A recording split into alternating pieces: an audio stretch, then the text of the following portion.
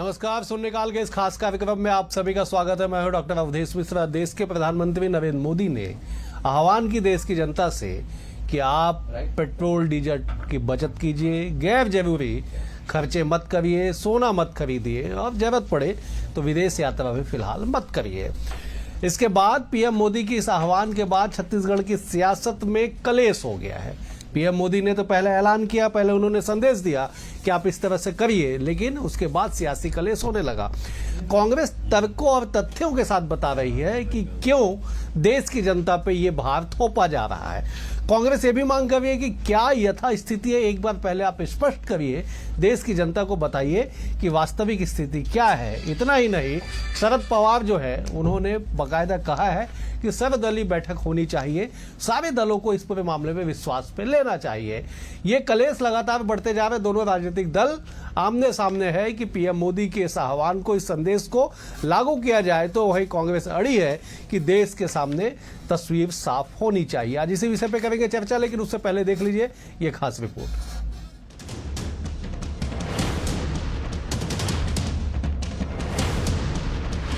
Petrol, diesel और LPG को लेकर वैश्विक स्तर पर बढ़ते संकट के बीच प्रधानमंत्री नरेंद्र मोदी की अपील अब देश की राजनीति में नया मुद्दा बन गई है। एक और प्रधानमंत्री ने अंतर्राष्ट्रीय परिस्थितियों और ऊर्जा संकट को दर्शाते हुए देशवासियों से अनावश्यक यात्रा कम करने, घर में रहने और पेट्रोल डीजल की खपत घटाने की अपील की है, ताकि ऊर्जा संसाधनों का संतुलित उपयोग हो सके। वहीं दूसरी ओर विपक्ष ने इस बयान को लेकर केंद्र सरकार पर हमला तेज कर दिया है। विपक्ष का कहना है कि बढ़ती महंगाई, ईंधन कीमतों और गैस सिलेंडर के बोझ से जनता पहले ही परेशान है। ऐसे में अपील करने के बजाय सरकार को ठोस राहत देने वाले कदम उठाने चाहिए। पेट्रोल डीजल का संयम से इस्तेमाल करना, इस हित में हमको ये तय करना पड़ेगा कि साल भर तक घर में कोई भी फंक्शन हो, कोई भी कार्यक्रम हो, हम सोने के गहने नहीं खरीदेंगे और हमें इस चुनौती को स्वीकार करते हुए विदेशी मुद्रा को बचाना होगा। वैश्विक संकट पर पीएम मोदी की अपील। कम ईंधन का उपयोग करें, वैश्विक संकट में सहयोग करें। 1 साल तक सोना न खरीदें। ज्यादा से ज्यादा वर्क फ्रॉम होम पर फोकस करें। दीपक बैज ने कहा, 13 सालों से महंगाई की मार झेल रही है जनता। कांग्रेस ने कहा, महंगाई के लिए भाजपा की सरकार जिम्मेदार। बीजेपी ने कहा, सरकार का खर्च कम करना हमारी जिम्मेदारी। दीपक बैज ने कहा, सरकार को सर्वदलीय बैठक करना चाहिए। पीएम मोदी के ऐलान के बाद आम जनता के माथे पर चिंता की लकीर खिंच गई है। गैस सिलेंडर की समस्या से लोग पहले ही जूझ रहे हैं और अब पेट्रोल डीजल का भी बोझ जनता के ऊपर सिर चढ़कर बैठा है। देखिए पीएम के अपील पर आम नागरिकों ने क्या प्रतिक्रिया दी है। वेडिंग सीजन आ रहा है और लोगों का सोना खरीदने का बहुत मन करता है, तो और एक अभी मैंने उनका सुना था कि वर्क फ्रॉम होम का, सारे लोग वर्क फ्रॉम होम तो कर नहीं सकते, कुछ चीज़ें सही है, कुछ चीज़ें गलत है। जैसे प्रधानमंत्री जी कहीं पे जाते हैं तो पूरे इनके साथ 40-50 गाड़ियाँ जाती है, उसमें पेट्रोल की खपत होती है। जैसे कहीं भी जाते हैं तो चार्टर फ्लाइट में जाते हैं। ईवी में पहले खुद शिफ्ट हो जाए, उसके बाद तो दूसरों को बोलने तो दूसरा भी मानेगा ना। पहले तो वही पहले इम्प्लीमेंट कर ले, फिर उसके बाद करें। अगर वर्क फ्रॉम होम की बात है तो सरकार हमको घर में बैठा दे और सैलरी दे दे और घर वालों को खर्चा दे दे तो हम वर्क फ्रॉम होम कर लेंगे। 5 राज्यों में चुनाव के बाद पीएम मोदी के ईंधन बचाओ अपील से सियासत गर्मा गई है। यह मुद्दा केवल ऊर्जा संकट तक सीमित नहीं रहा, बल्कि राजनीतिक बहस का केंद्र बन चुका है। एक तरफ कैबिनेट मंत्री केदार कश्यप का बयान सामने आया है। उनका कहना है कि हमारी कोशिश होती है कि सरकार का व्यय कम हो, जहां आवश्यकता होगी उपयोग किया जाएगा।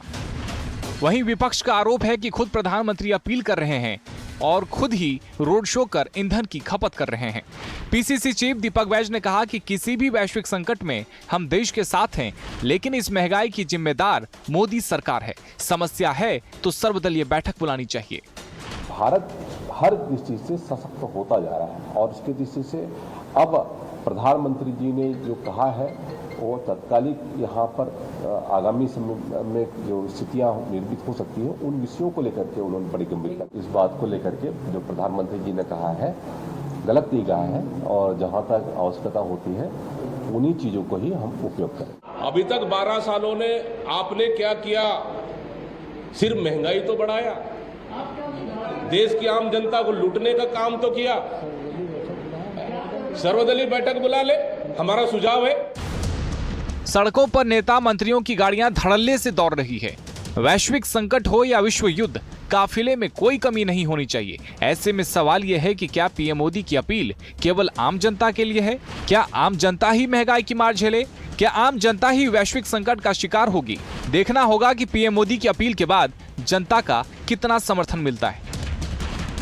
बीएसटीवी के लिए रायपुर से अविनाश चंद्रवंशी की रिपोर्ट। इस रिपोर्ट को देख के आप समझ गए होंगे कि क्यों पीएम मोदी के संदेश के बाद छत्तीसगढ़ की सियासत में सियासी बयानबाजियों का दौर तेज हो चुका है। चलिए सीधे चर्चा की शुरुआत करेंगे। तीन बेहद ही खास वरिष्ठ मेहमान हमारे साथ जुड़े। मेहमानों का परिचय आपसे करा देता हूं। बीजेपी की ओर से शिवचंद सुंदरानी जी है, वरिष्ठ नेता हैं, विधायक रह चुके हैं, चैंबर ऑफ कॉमर्स के लगातार पदाधिकारी और मौजूदा समय में संरक्षक भी है। सुंदरानी जी, बहुत स्वागत आपका।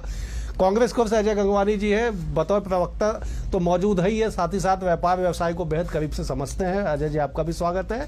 और हमारे साथ वरिष्ठ पत्रकार, सूबे की सियासत को बेहद करीब से जानने वाले और सबसे बड़ी बात यह कि बैंकिंग सेक्टर से जुड़े हुए उचित शर्मा जी हमारे साथ है, जो अर्थशास्त्र को बहुत करीब से समझते हैं। उचित जी, आपका भी स्वागत है।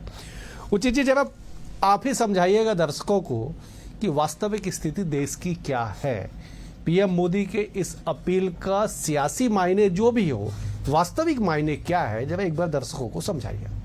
ये देखिए, जिस तरीके से मोदी जी ने जो अपील की है, नो डाउट इससे उसके अगर हम मायने निकालें, देखिए आर्थिक हालत क्या है आप और हमसे छुपी नहीं है, लेकिन जो हालात अभी दिख रहे हैं, हाल और हालात दोनों दिख रहे हैं, और मोदी ने जिस तरीके से अपील की है, तो जाहिर सी बात है कि बहुत कुछ छुपाया जा रहा है और बहुत कम ही बताया जा रहा है, क्योंकि जो आज हालात है वो इससे ज्यादा आप उम्मीद कर सकते हैं कुछ आगे दिनों में। ये उन्होंने एक अघोषित इमरजेंसी, आप इसे कह सकते हैं, अघोषित इमरजेंसी आर्थिक रूप से जो आने वाली है, और उन्होंने एक जो क्या बोलना चाहिए कि आर्थिक डाइट प्लान एक डॉक्टर बन के उन्होंने जो दिया है जनता को, वो उसका सीधा सीधा मतलब ये है कि आने वाले समय में हमारी आर्थिक स्थिति बहुत अच्छी नहीं रहने वाली। कम से कम ये जो हमारा जो डॉलर्स में जाते विदेशी मुद्रा जो फंड है, वो उसमें हम कमी की जाए, उनकी एक तरफ से अपील है।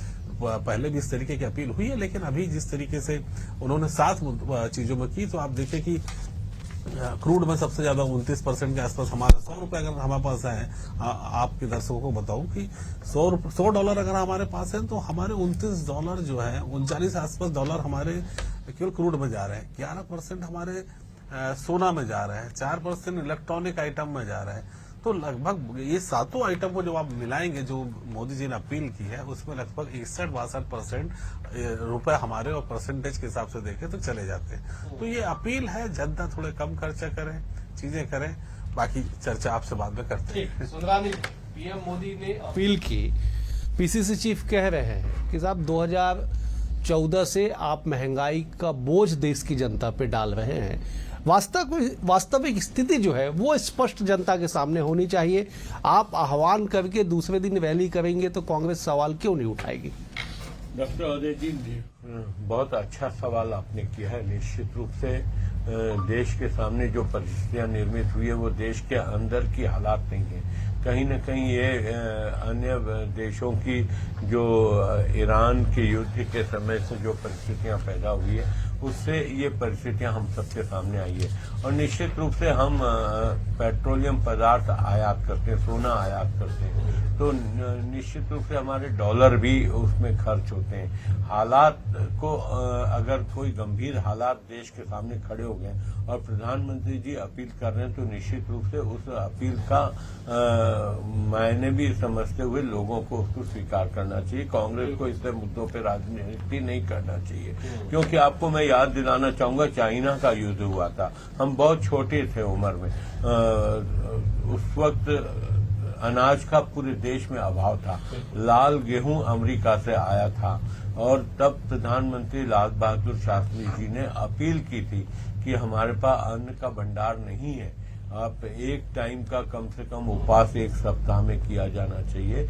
लोगों ने उस अपील को माना था, क्योंकि एक प्रधानमंत्री जी की अपील थी, देश हित में अपील थी। और आज हम सबका, चाहे वो कांग्रेस पार्टी हो, चाहे भारतीय जनता पार्टी हो या विपक्ष के अन्य दल हो, कम से कम राष्ट्रीय मुद्दों पर, जहाँ पे राष्ट्र के हित और अहित की बात जुड़ी हो, वहाँ पे राजनीति नहीं करनी चाहिए, समय को समझना चाहिए। अब पेट्रोलियम पदार्थों की बात अगर हम करें तो हमारे पड़ोसी देशों में जो महीना, 1.5 महीना, 2 महीना पहले से जिस प्रकार से डीजल पेट्रोल के दाम बढ़े हैं, गैस के दाम बढ़े हैं, आज भारत में हम कम से कम इतना तो आत्मनिर्भर है और आज कोई अभाव कहीं पे देखने को नहीं मिलता। पेट्रोल डीजल में कोई शॉर्टेज नहीं दिखती, गैस सिलेंडर। सुधानी जी जवाब ले लेता हूँ। अजय जी मौजूद है। अजय जी भी व्यापार व्यवसाय क्षेत्र से जुड़े हुए हैं। अजय जी, सुंदरानी जी ने बड़ी गंभीर लाइन कही कि बात जब देश की हो तो सियासतदानों को सियासत नहीं करनी चाहिए। क्या संभव है?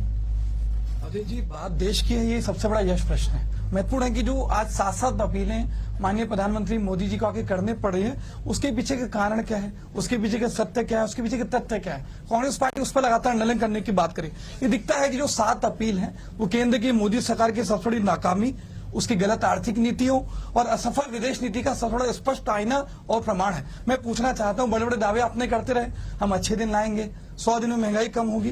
कुछ महत्वपूर्ण आंकड़े में दे दूं, आटा जो था वो 10 किलो 210 के बजाय 530, चावल 30 का 60, पेट्रोल जो था वो 56-58 रुपए के आसपास था 100 के पार, डीजल करीब 42 रुपए था वो 90 के पार, सिलेंडर 410 का 1200 के पार। मतलब कमर तोड़ने में महंगाई में आपने कोई कसर नहीं छोड़ी। लेकिन अर्थव्यवस्था की बात कर रहे हैं, मैं पूछना चाहता हूं, देशभक्ति के नाम पे क्या हमारे सिर्फ देश की जनता ही पेट्रोल डीजल बचाएगी? माननीय प्रधानमंत्री मोदी जी हैदराबाद में रोड शो करेंगे, जामनगर में करेंगे, सोमनाथ में रोड शो के साथ एयर शो भी किया जाएगा, फिर बड़ोदरा की तैयारी है। मतलब 4 जगहों पे माननीय प्रधानमंत्री जी रोड शो करेंगे, हजारों गाड़ियां आएंगी, काफिला आएगा, क्या पेट्रोल डीजल नहीं लगेगा? सोमनाथ में जो एयर शो किया गया उसमें कोई ईंधन की खपत नहीं हुई।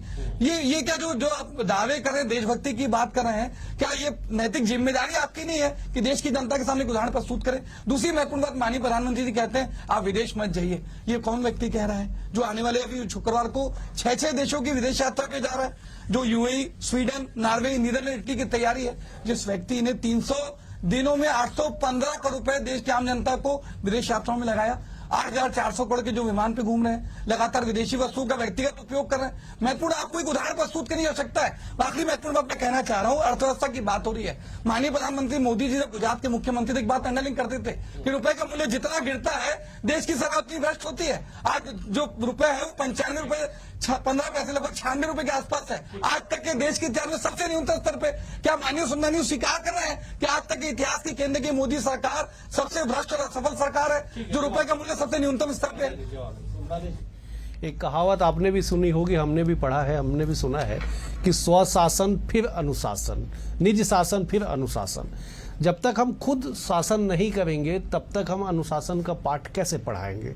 गंभीर सवाल तो है कांग्रेस की ओर से। निश्चित रूप से सवाल होने, सवाल उठाने भी चाहिए। कांग्रेस पार्टी विपक्ष में है, विपक्ष में उसको अधिकार भी है। लेकिन प्रधानमंत्री जी ने 2 दिन पूर्व कहा है और आने वाले समय में उसका सब क्रियान्वयन दिखेगा आपको, चाहे केंद्र सरकार हो, चाहे राज्य सरकार हो, चाहे भारतीय जनता पार्टी के कार्यकर्ता सत्ता के भागीदार हो या सत्ता के बाहर हो या संगठन के लोग हो या देश के नागरिकों से जो अपील की जा रही है वो निश्चित रूप से हम सब अपने आप पे लागू करने वाले हैं और निश्चित रूप से करेंगे, क्योंकि हमारे सामने राष्ट्र हित सबसे ऊपर है। अभी गंगवानी जी बहुत सारी बातें कह रहे थे, महंगाई की बात कर रहे थे, आटा 22 रुपए था, आज 30 रुपए है कह रहे थे। प्रति व्यक्ति आय कांग्रेस के 50 साल में 10,000 से ऊपर नहीं थी भाई साहब, आज 2.25 लाख रुपए प्रति व्यक्ति आय हो गई है। एक गांव में एक मोटरसाइकिल होती थी तो पूरा गांव देखने पहुंचता था, आज घर घर में मोटरसाइकिल और घर घर में कार है। आप गांव में भी चले जाइए, कोई गांव नहीं रहा और शहर नुमा हो गया। तो कहीं न कहीं 12 सालों में ये भी परिवर्तन, इसको भी स्वीकार करना चाहिए कि प्रति व्यक्ति आय कैसे बढ़ी, कितना आज लोगों की क्रय शक्ति बढ़ी है, लोग कितनी बड़ी तादाद में कारें खरीद रहे हैं। आज आप रायपुर में चल एक परिवार में कभी एक स्कूटर होता था, आज उन परिवारों में 10-10, 12-12 स्कूटर हो गए। तो कहीं न कहीं क्रय शक्ति बढ़ी है, आज आम आदमी की जेब में पैसा आया है और ये पैसा मोदी जी के योजनाओं के कारण, मोदी जी के क्रियान्वयन के कारण, अर्थव्यवस्था को मजबूत करने के कारण आज विश्व स्तर पे जो भारत की साख बढ़ी है, ये बात कांग्रेस को स्वीकार करनी। ठीक है सुंदरानी जी, मैं लौटता हूं। जब एक बार उचित जी का रुख करते फिर अजय जी आपसे मैं जवाब लूंगा। उचित जी, राष्ट्रहित और स्वहित इन दोनों के बीच में जनता का क्या? जनता जनार्दन क्या करे? इस बात से मैं इत्तेफाक नहीं रख सकता कि ये निर्णय राष्ट्र हित में। आप देखिए कि 7 दिन पहले ये चुनाव हित में थे यही निर्णय। आप उस समय तो घोषणा थे, समय बड़ा महत्व रखता है डॉक्टर साहब कि समय आप कब घोषणा करें। अगर आप वाकई राष्ट्र हित चाह रहे थे, जिस दिन युद्ध था आपको मालूम थी, तकलीफ थी, हमारे जहाज रुके हुए, उस दिन आप बढ़ा देते। तो ये चीजें राजनीति से तो परे, आप उनको बोल रहे हैं कि राजनीति से परे होना चाहिए, लेकिन आप राजनीति से जुड़े हुए आप कैसे हैं? आप भी तो राजनीति कर रहे हैं। तो कोई दल वो तो विपक्ष में वो तो सवाल करेंगे। आप राजनीति तो शुरुआत आप देखिए कि अगर वाकई होना था, बढ़ना था, तकलीफ थी, आपके पास एक वैलिड रीजन था कि आप हमारा युद्ध चल रहा है, हमको 5 रुपए बढ़ाने पड़ेंगे, हमको 10 रुपए बढ़ाने पड़ेंगे, कृपया करके साथ दीजिए। कौन देश का आदमी है, पक्ष हो विपक्ष हो, जनता हो, जनता बहुत भावुक है हिंदुस्तान की। एक बार अपील करके देखिए, पूरा आपका साथ के साथ खड़े हुए, चाहे 1965 की बात हो, 61 की बात हो, 1971 की बात हो, हर समय देश पहले खड़े रहा है राष्ट्र हित के। लेकिन हर चीज को राष्ट्र से जोड़ना ये सही नहीं है। आप हर चीज आप अपनी राजनीति कह रहे हो, जनता को बोल दे आप राष्ट्र से जोड़ लीजिए। अगर आप वाकई नजीर पेश कीजिए ना, आप पहले ये अपील अपने पूरे कार्यकर्ताओं से कीजिए, तब देश आपका साथ देगा। ये नजीर अपनी कैबिनेट से कीजिए, ये अपील आप अपने विधायकों से कीजिए, ये अपने सांसदों से कीजिए। वो अपील आप पहले निकालिए, उसके बाद फिर जनता से कोई मांग कीजिए। पहले अपने परिवार से त्याग करने की बात करता है कोई भी व्यक्ति, वो क्यों नहीं होता? तो ये उदाहरण आपको प्रस्तुत करने होंगे, तब आपको। आप अभी तो विपक्ष, आप विपक्ष बोल रहे हैं, चूंकि विपक्ष में इसलिए बात करेंगे, नहीं जनता भी यही बात कर रही है सुधानी जी। वो चाह रही है कि आप पहले अपनी शुरुआत करें। आप देखिए पंच, आप गांव का सरपंच अपने घर के बाहर कचरा फेंकेगा तो आप गांव से उम्मीद नहीं कर सकते कि आप स्वच्छता अभियान के तहत आप साथ दीजिए। आपको स्वयं आगे आके पहले त्याग करने पड़ेंगे। लाल बहादुर शास्त्री जी ने भी 1 दिन का उपवास खुद रखा था, तब जनता से अपील की थी कि महोदय आप भी 1 दिन का खाना छोड़ दीजिए, उपवास कीजिए। अजय जी बात बिल्कुल सही है, उचित जी सही कह रहे कि साहब खुद पहले अनुशासन में आपको रहना पड़ेगा, तब आप शासन की बात करेंगे। आज ही मध्य प्रदेश में आप टीवी पे देख रहे होंगे जो तस्वीरें चल रही है कि निगम मंडल में पदभार ग्रहण का कार्यक्रम था।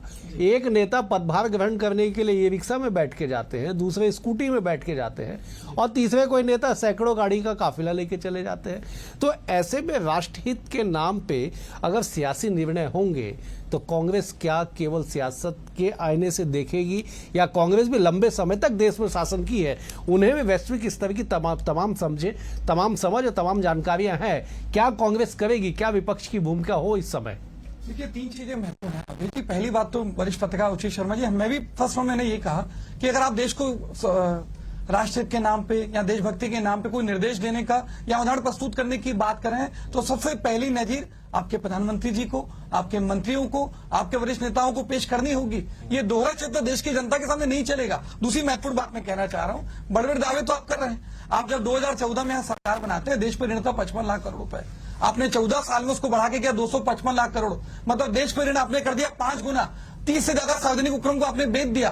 16.5 लाख करोड़ अपने पूंजीपति मित्रों का लाइट अप कर देते हैं। यहाँ लगातार किसान आत्महत्या करते हैं, आप उनके कर्ज माफी के लिए तैयार नहीं है, लेकिन पूंजीपति मित्रों का 16.5 लाख करोड़ माफ करेंगे। भुखमरी इंडेक्स में भारत, पाकिस्तान, बांग्लादेश, श्रीलंका से नीचे है। महत्वपूर्ण अर्थव्यवस्था के जो बड़े बड़े दावे किए जा रहे हैं, अच्छे दिन का वादा किया जा रहा है, और देश की जनता कहां से कहां जा रही है। मैं महत्वपूर्ण बात कहना चाह रहा हूं कि दूसरी महत्वपूर्ण बात है कि भाई आप उर्वरक की कमी की बात करते हैं। पिछले 7 सालों में हम लगातार देख रहे हैं कि देश का किसान रासायनिक खाद और पेस्टिसाइड के लिए भटक रहा है। अभी छत्तीसगढ़ की बात करें, 15 लाख मीट्रिक टन यहाँ खाद की आवश्यकता है। वर्तमान की स्थिति में 51,000, मतलब लगभग 30% अपने सप्लाई के 70% खाद की कमी है। तो आखिर दूसरा सोने की बात कर रहे हैं, आपके 2014 में सोना था 28,500 रुपए प्रति 10 ग्राम, वर्तमान में रेट है 1,52,370 रुपए प्रति 10 ग्राम। मतलब सोने का भाव तो ऑलरेडी आपने 5 गुना कर दिया।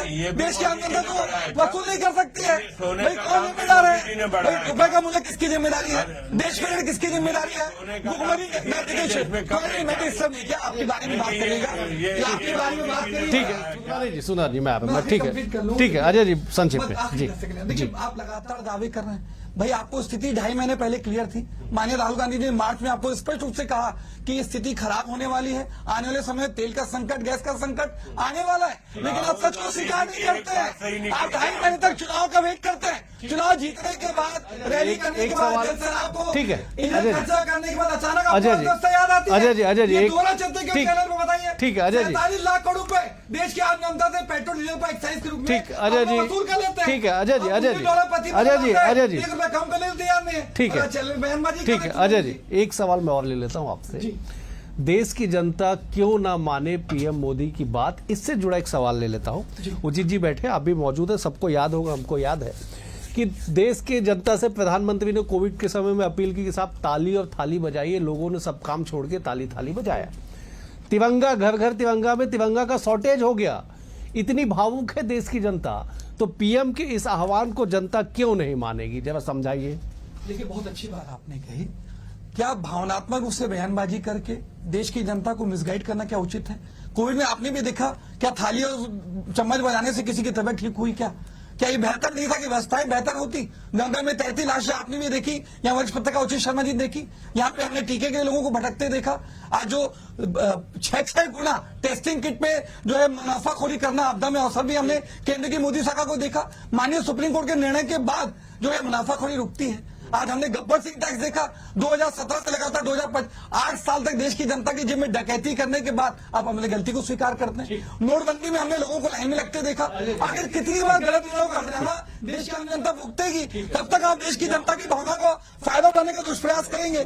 जवाब दीजिएगा कि देश की जनता कब तक आपके गलत निर्णय का परिणाम भुगते। ये बात अलग है कि हर चुनाव दर चुनाव बीजेपी का ग्राफ बढ़ता जा रहा है। जवाब दीजिए। देखिए डॉक्टर अवधेश जी, कांग्रेस की नजर में जो चीजें गलत हो, इसको हम गलत मान के बैठ सकते हैं क्या? आज देश की जनता फैसला दे रही है। देश की जनता मोदी जी के साथ खड़ी है। मोदी जी ताली और थाली बजाने की बात इसलिए कहते कि माहौल बदलना था, गम के माहौल से बाहर लोगों को निकालना था, कहीं न कहीं एक उत्साह भरने की बात थी और उसमें हम सफल हुए। कहीं न कहीं हर मुद्दे पे मोदी जी ने, चाहे नोटबंदी की बात करते, नोटबंदी क्या मोदी जी की सफल नहीं हुई? निश्चित 99% पैसा वापस आ गया, पैसा आना 99.2%। उसके बाद आतंकवादी गतिविधियां चल रही है लगातार। अजय जी ठीक है, सुनवानी जी आप कंप्लीट कीजिए, मुझे उचित जी के पास जाना है। जो पैसा ब्लॉक था, घर घर में ब्लॉक था, वो पैसा बाहर आया, निश्चित रूप से आया। आज जीएसटी की बात करता हूं मैं। आज 2.5 लाख करोड़ रुपया प्रति माह जीएसटी के रूप में अगर राजस्व मिल रहा है, जनता ने इस कर को स्वीकार किया। मैं व्यापार क्षेत्र से आता हूँ। जीएसटी के नाम से व्यापारियों के जीएसटी के छापे पड़ रहे हैं, अधिकारी अवैध वसूलियां कर रहे हैं, ब्लैकमेलिंग कर रहे हैं। बात करिए चैम्बर ऑफ कॉमर्स की तरफ से। अजय जी ठीक है कि अधिकारी आपकी सरकार नहीं है, दिख रहा है जीएसटी के छापे, किसी भी व्यापारी से मिली नहीं ठीक है अजय जी ठीक है। सुनवानी जी फिर हम घूम फिर के वहीं पहुंच गए। ठीक है सुनवानी जी, आपकी सरकार के काम हो सकते हैं। ठीक है सुनवानी जी, हम घूम फिर के वहीं पहुंच जाएंगे जिसका हासिल कुछ नहीं आएगा। उचित जिस प्रकार से आरोप प्रत्यारोप कर रहे हैं, तो हमें भी जवाब बिल्कुल जवाब देना होगा। ठीक है उचित जी, जरा समझाइए ना दर्शकों को कि राजनीतिक दल तो मानने के लिए तैयार नहीं है कि वो देश हित में, राष्ट्र हित में, जनता के हित में नहीं है। दोनों दल जनता के हित में है, लेकिन जनता सफर क्यों कर रही है?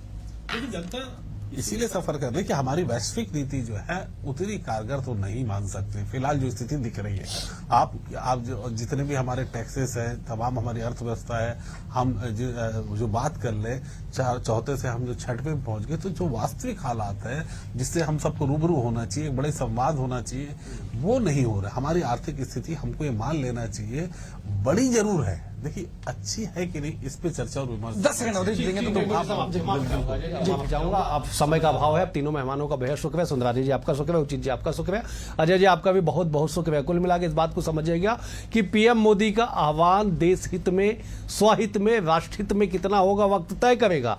लेकिन इस आह्वान के बाद देश की जनता क्या सोच रही है, आप क्या सोच रहे हैं, आप खुद निर्णय लीजिए। कैसे आपको आगे बढ़ना है, कैसे आगे चलना है, इस पर स्वविवेक जरूर निर्णय लीजिएगा। राजनीतिक दलों के बहकावे में मत आइएगा। फिलहाल आज के लिए इतना ही। कल एक और विषय के साथ होगी मुलाकात। खबरों के लिए बने रहिए BSTV के साथ। नमस्कार।